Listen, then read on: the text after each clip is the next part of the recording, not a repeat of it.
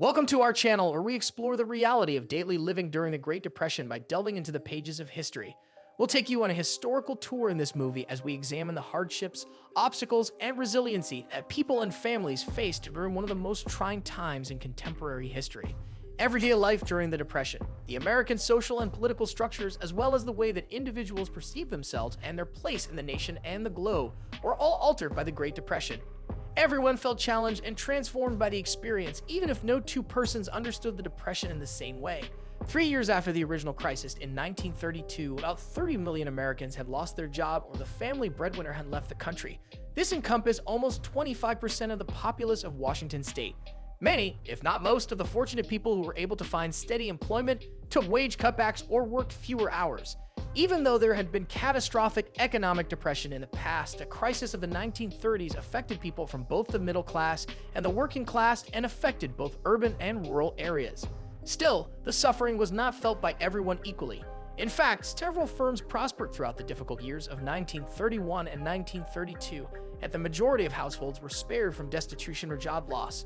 Depending on the industry, class, color, geography, and good fortune, the influence changed. The building trades and the timber sector suffered tremendously, and unemployment skyrocketed in Washington state's mill towns and lumber camps.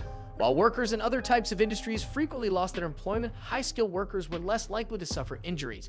Positions in the white-collar sector fared better than those in the blue-collar sector, and those who were fortunate enough to work for a city, county, state, or military installation often kept their positions. Most farm families were in a good position. The decline in agricultural prices did not drive many Washington farmers to sell or give up on their homesteads.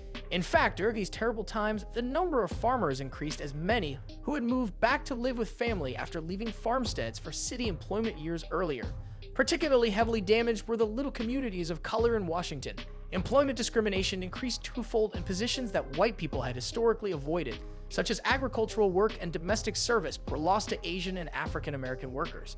Prior to the Great Depression, Japanese Americans, who make up the biggest minority group in the state, established a prosperous small business sector in Seattle.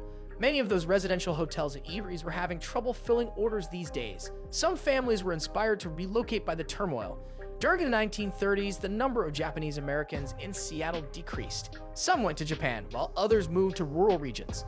The obstacles were great for people of all backgrounds who lost their employment in Washington. Families that usually had only one breadwinner and no unemployment insurance suffered greatly from the sudden and catastrophic impact of a salary loss, which frequently resulted in homelessness and eviction. When it was possible, people would move in with family or ask landlords to let them remain for free. Husbands without a job were joined in their desperate hunt for employment by wives and teenagers. Churches and charities occasionally provided minimal assistance with food or rent, and in certain counties, the government increased property taxes in an effort to feed the hungry. These regional resources could not meet the demand. Unexpected poverty damages one's mental health. Families are fragmented due to the stress. Informal divorces and legal divorces increased as more partners, mostly husbands, left their families. Young people also ran away, leaving their schools and going on the road. People began to fear that they would not have enough money to establish a family, which caused marriage and birth rates to fall. Domestic violence incidents soared, and the suicide rate sharply rose. The New Deal era, the economy was on the verge of collapse in March 1933. When Franklin Roosevelt took office, in order to save the financial system, provide emergency relief to the states, and start rehiring the millions of unemployed people, Congress swiftly approved a number of emergency measures. More employment coordinating with government agencies would soon be available. Thousands of young men would be employed by the Civilian Conservation Corps, CCC, in Washington state's national parks and forests. While the Public Works Administration planned massive new infrastructure projects such as the Grand Coulee and Bonneville dams on the Columbia River, the Civil Works Administration established smaller public works jobs.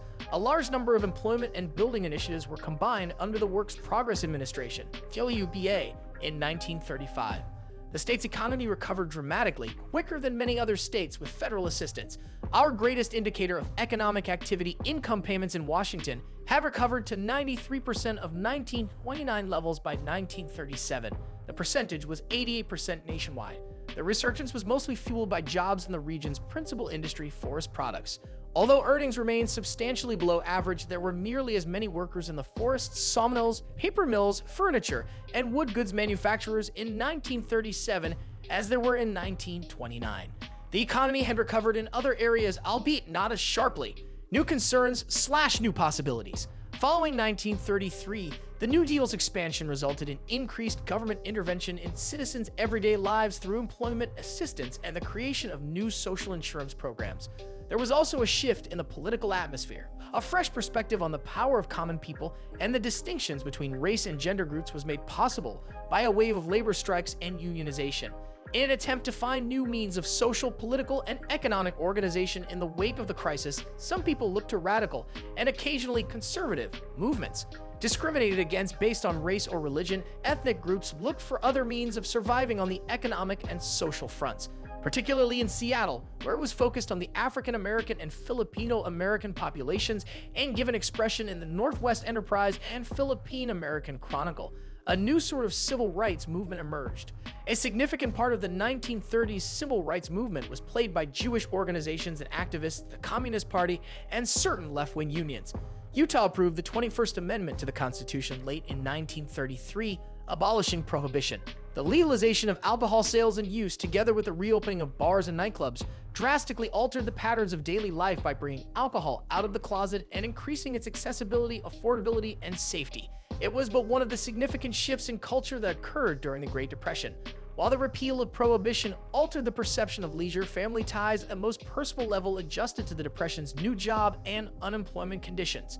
Gender norms were evolving. Enormous unemployment appended the notion of the spouse as the exclusive provider. More women than ever before, including married women and mothers, entered the paid labor field.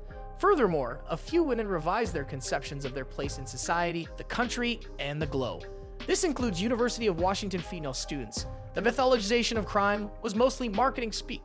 Renowned robbers Bonnie and Clyde embarked on a 2-year bank heist throughout the United States, while in New Jersey, renowned pilot Charles Lindbergh's baby son was kidnapped, held for ransom, and eventually killed. During the Great Depression, high-profile incidents like these that were covered by radio announcements and newspaper headlines fueled suspicions that a criminal wave had been brought on by hard times and contributed to a sense of lawlessness and criminality. The greatest economic depression in modern history occurred during the Great Depression, 1929 to 1939.